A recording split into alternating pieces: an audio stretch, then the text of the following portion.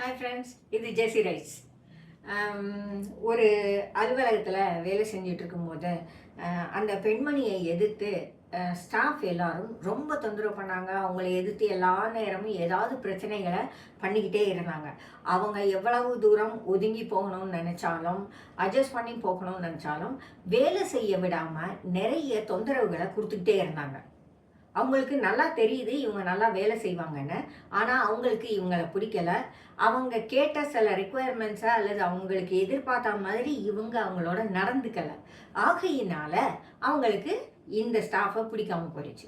அப்போ ஒரு இடத்துல ஒரு சந்தர்ப்பத்தில் இந்த ஸ்டாஃப் என்ன பண்ணாங்க, போய் அதிகாரிகிட்ட பேசினாங்க. நான் எந்த தப்பும் பண்ணலை, ஆனால் என்னைய வேலை செய்ய விடாமல் இவங்க அத்தனை பேரும் சேர்ந்து என்னை எதிர்த்து நிற்கிறாங்க. அதை நீங்கள் கொஞ்சம் பார்க்க மாட்டீங்களா, இப்படி ஏன் அவங்க நிற்கிறாங்க அப்படின்னு. அதுக்கு அந்த அதிகாரி சொன்னார், காய்ச்ச மரம்தான் கல்லடி படும். உங்ககிட்ட நிறைய சரக்கு இருக்கு, ஆகையினால உன்னைய கல்லால் அடித்து ட்ரை பண்ணுறாங்க. ரெண்டாவது, உன்னை எதிர்க்க ஒரு ஆள் போதாதுன்னு அவங்களுக்கு தெரிஞ்சிருக்கு. ஆகையினால அத்தனை பேரும் சேர்ந்து உன்னை எதிர்க்கிறாங்க. அந்த அளவுக்கு நீ பலசாலியா இருக்க. இந்த 2 விஷயத்தையும் நீ புரிஞ்சுக்கிட்டு நீ பாட்டுக்கு உன் வேலையை பாரு அப்படின்னு சொன்னார். பல நேரங்களில் அலுவலகத்தில் வேலை செய்கிறவங்களுக்கு இது மாதிரி டார்ச்சர்ஸ் நிறைய வரும். முக்கியமாக விஷயம் தெரிஞ்சு வேலை செய்கிறவங்க, ஓரளவுக்கு நியாயமாக வேலை செய்யணும்னு நினைக்கிறவங்க, இந்த மாதிரி ஆட்களுக்கு தான் அலுவலகத்தில் நிறைய பிரச்சனைகள் வரும்.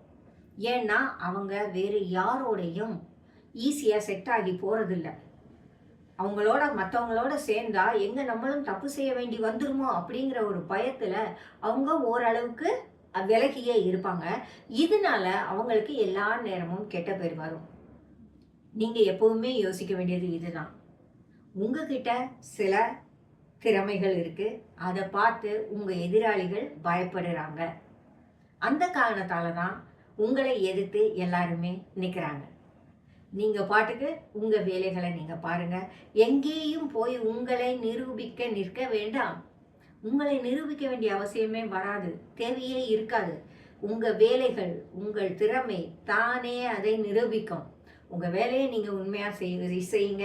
எல்லாரோடையும் அன்பாக இருங்க. யாரோடையும் சண்டை போட்டு விலகி இருக்கக்கூடாது. அது சரியான பழக்கம் இல்லை. அது அலுவலகத்தில் உங்களுக்கு நல்ல இடத்தை கொண்டு வராது. அவங்க உங்களை கோபக்காரன்னு சொன்னாலும் சரி, யாரோடையும் பேச மாட்டாங்கன்னு சொன்னாலும் சரி, அதை பற்றிலாம் கவலைப்படாதீங்க. நீங்கள் எப்பவும் போல் எல்லாரோடையும் பேசுங்க, எல்லாரோடையும் அன்பாக இருங்க. உங்கள் வேலைகளை நீங்கள் கரெக்டாக செஞ்சுக்கிட்டே இருங்க. எது கரெக்டுன்னு உங்களுக்கு தோணுதோ அதையெல்லாம் நீங்கள் செஞ்சுக்கிட்டே இருங்க.